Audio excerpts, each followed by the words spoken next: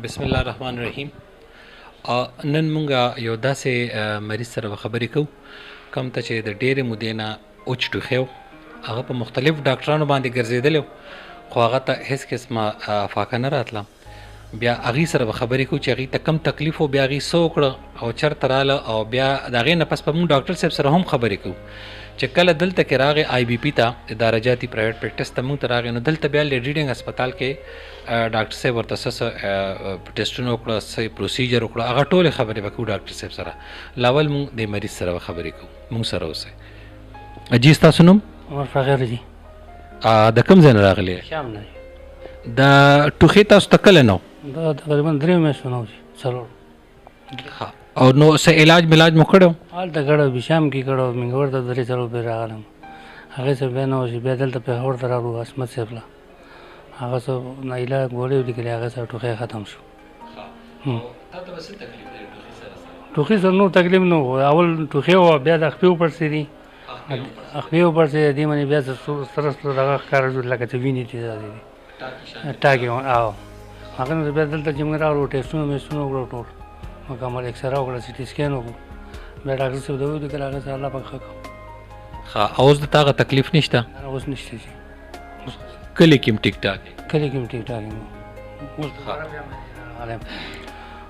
دوباره بیا میاشت ټایم را کړی و ډاکټر صاحب، دوباره بیا راغلم چې معاینې له راغلی.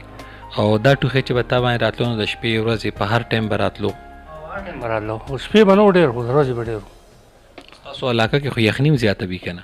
نه، هلته خو لکه ژمي کې یخني ډېرې وي او اوړي کې ګرمي زیاته وي، موسم داسې هغه دغه داسې لکه اوس ګرمۍ کې لکه دا ټوخی مو اوس لکه خوشحاله یې؟ اوس خوشحاله یم.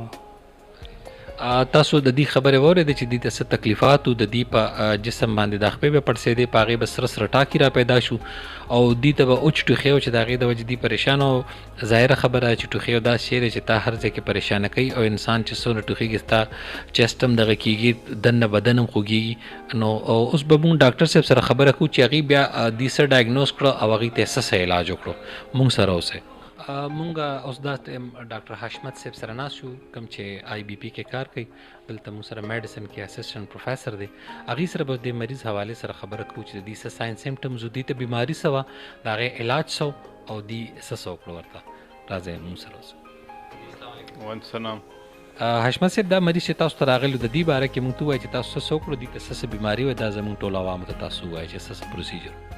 دا بیمار څه کوم دا بیشام شانګلې نه راغلی او دې ته یو 4 میاشتو نه او ټوخی خو اوچ ټوخی و، او د هغه سره سره د دې خو باندې سره سره ټاکي راختي و، هغه به دړم کو او پښې پړسېدلې مې.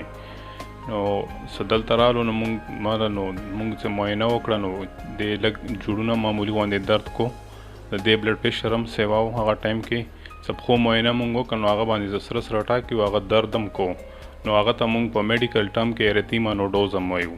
نو هغه نه مونږ ته شک وشو چې دې ته شرطه سرکایډوسیس یو داسې بیماري ده چې په هغه کې ډېر شی په بدن کې د مونږ ملټي سیسټم ډسارډر وایو، ډېر شی سیسټم یې پکې انوالو وي، په هغه کې چمړه وي، په هغه کې پړپوس هم دغه افیکټ کېږي، هغه کې جوړونه هم دغه کېږي، متاثره کېږي، هغه کې دماغ هم متاثره کېږي، هغه کې د انسان د درد دغه رګونه متاثره کېږي، هغه کې غین هم متاثره کېږي. نو لکه دا ټول شیزونه چې کله مونږ سوچ پې وکړو نو مونږ د دې پیشنټ معاینه وکړه نو د دې په پړپوس کې مونږ ته لږ څه اضافي اوازونو شان ته میلاو شول. نو هغه نه پس مونږ دې نه ټیسټونه وکړل، دې له مونږ یو ای ایس آر ورته هغه هم له مونږ کړی نو هغه هم سیوا راتلو، او د دې سیرم کیلشیم پکې سیوا کېږي نو هغه هم سیوا راتلو.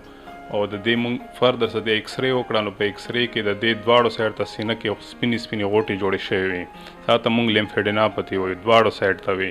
نو فردر مونږ دې انویسټیګیټ کو نو مونږ دې ته سیرم ای سی ای لیول وایي، هغه مونږ ولا بهر نه وکړو، ولې هغه ډېر ګران دي، فینسي انویسټیګیشن دي، اکثر روټین کې دلته مونږ سره نه کېږي، مونږ هغه خان نه ولا وکړل. نو هغه هم څه کم دی اپر لیمټ مطلب لږ سیوا راتلو. نو بیا دې ته مونږ غټه سینې اکسره څه کوم هغه ته مونږ ایچ آر سی ټي وایو هغه وکړه. نو د هغه باندې مونږ د ریډیالوجي اوپینین هم ترې واخیستو، نو هغه هم ته مونږ د کلینیکل ډایګنوزس سره بالکل کنسسټنټ و. هغه وویل چې هغه هم دغه کو سره دی کې لیمفیډیناپتي ده، د غوټې دواړو سایډ ته دي، ورسره لږ پړپوس هم دغه کې مسله راغلی ده، نو دا سرکایډوسس دی. او چونکې د باقي نور د ټي بي کنټ څه کم دی کنه د ټي بي چا کور کې چاته نه و نو د خپل هم چېرته ټي بي نه ده تېره کړې نو د هغه څه کنټیک هسټري هم نه وه نو هغه باقي نور وجود کې چېرته غوټې نه وي او تبه هم ورته نه کېدله څه خاص تبه ورته هم نه وه هغه ټایم هم دی څه کوم مونږ ټمپریچر چیک کړی نو ټمپریچر یې نارمل و نو هغه په بیس باندې دی مونږ سرکایډوسز لیبل کو او دی له مونږ چونکې دی د ټوخۍ ډېر سیوا او دی سام لږ وسده کېده نو مونږ له سټیراید لږ ورکړل هغه سټیراید سره دی 1 منث کورس یوز کړل نو هغه سره دی ریسپانس وکړو نن دی دوباره معاینې له راغلی دی د دې هغه ایرتیما ډوز هم کم سره سره ټاکي و هغه هم ختم شوي دي ټوخۍ هم ټیک شوی دی او پړسوب هم ناست دی او نن څه کوم دی دې دپاره مونږ دوباره څه کوم دی پی ایف ټیز وکړل اپوکي هغه ټیسټ او څه د وینې دا ټیسټونه دوباره وله مونږ کوو څه مونږ د دې بیمارۍ نور دغه معلوم کړو جی څنګه ناظرین چې تاسو وکړه ټوخي باره کې ډاکټر صاحب نه تاسو واورېده